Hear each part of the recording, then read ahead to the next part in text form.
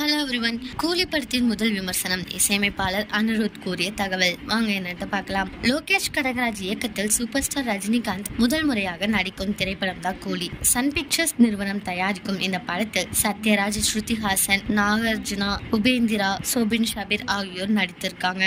இந்த படத்தின் படப்பிடிப்பு முடிந்து இறுதிக்கட்ட தயாரிப்பு பணிகள் விறுவிறுப்பாக நடைபெற்று வருது. மேலும் பூஜா ஹெக்டே ஒரு பாடலுக்கு நடனமாடியும் இருக்காங்க. அனிருத் இசையமைச்சிருக்காங்க.